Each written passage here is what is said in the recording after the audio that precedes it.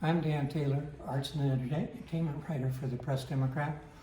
We're in the lobby of the new Sonoma Media Investments offices downtown, and we're talking to Keith Wicks, who created this piece of art for the lobby as a part of Santa Rosa's public art program. So when you got the commission, Keith, Yes.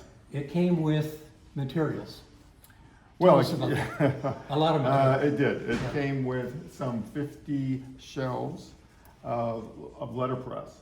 And in these big, huge drawers were every different size of letters and every different font, you know. So it took a big truck to move everything to my studio from the Press Democrat. And I imagine that these haven't been touched in a long time, so they had been in storage for many, many, many years. And Well, so you said they went back to 1897? well, it appears that these are the original letterpress from the original founders. And you've had them ever since, and they've been used to tell stories and news in Sonoma County for over 100 years. So you're sort of bringing that to life with this piece. Well, that was the object, you know, that was, well, what could I do with all of these letters that have actually told us about everything that's happened through the paper in Sonoma County for 150 years, or whatever the time frame is, from 1897. So I thought, well, here's a chance to actually say things again, but this will be the last time that these letters will speak, and they speak to us again, but they speak to us about how I see, or how we see the Press Democrat today, and the people that were involved in, and then also Santa Rosa itself as a town. There's a lot of fun things that I put into the mural. Well, you also put in some hidden surprises. There are words here that can be read, but they have to be read backwards because that's how type was set by hand. Right? Absolutely. Yeah. So that's how type works, right? So the word would be backwards, and then it would print on to a page, and then of course it would print going forward. So the trick for me in doing this is that, as an artist, I'm a bit dyslexic, actually. So and I can't spell very well. That has always kind of plagued me. I'm very good. I can draw anything and I can paint anything. But actually, spelling is a tough thing for me. So what I thought was, well, hey, I'm gonna put a lot in here, and but I have to make sure somebody proofreads it. And Well, you got First Amendment. yes, you can see right here. So First Amendment. But Charles Schultz is in here, and Jack London. Oh, Jack London's in here. There's many things in here, many things that have to do with the history of Santa Rosa. And also, you can see right here, freedom of the press. You know, things that are important to the paper and important to us as a society. I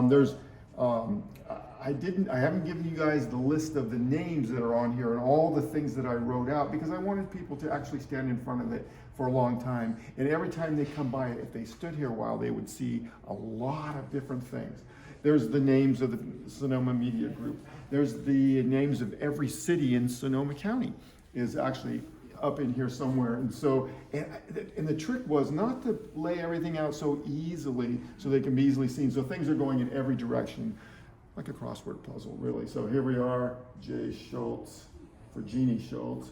There's also, and if you look right underneath that, Healdsburg, there's the town of Healdsburg. So there's no Luther Burbank.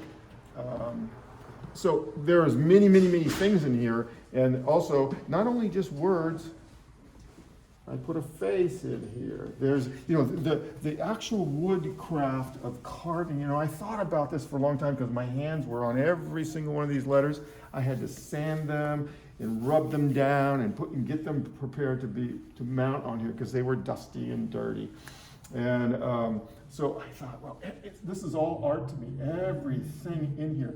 It was an art form in itself. Yeah. Oh, it is. And it's so beautiful to see. Look at these beautiful color. These are the inks that dried onto the wooden So that's letterpress. original color. That's original. I didn't put any of that on it. That's all amazing. there. Isn't that amazing that green was put on here and then taken and then left to dry, and then there was only a few of those letters that actually had bright colors.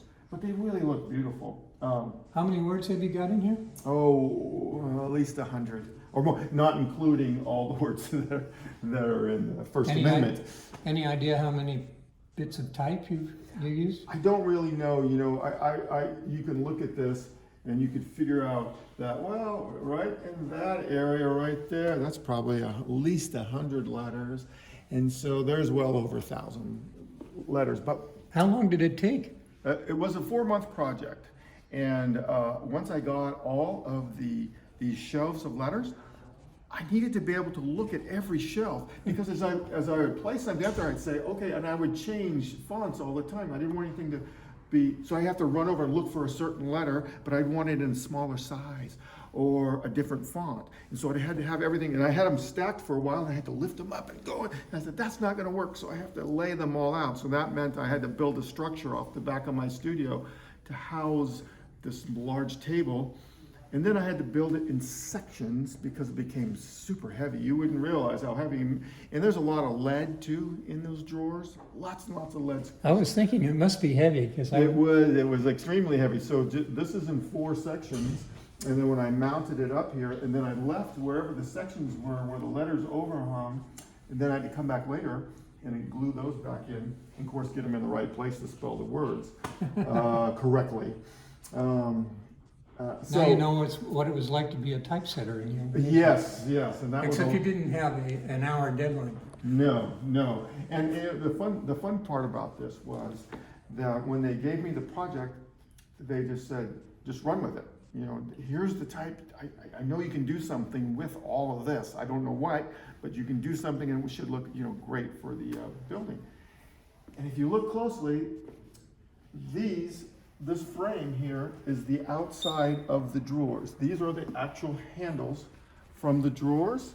And if you look here at this, these are little dividers that came in the drawers where they would have pieces of wood that divide the letters. So when you had a group of font of letters sitting in a drawer, there would be a little wooden divider or a lead divider. A little slug. Yeah, and then another set of, so I thought, well, why don't I just take this, and I have all the saws and equipment in my art workshop that I can cut and build anything. And I thought, I'll make these into a frame. And I thought it just turned out beautiful. It is.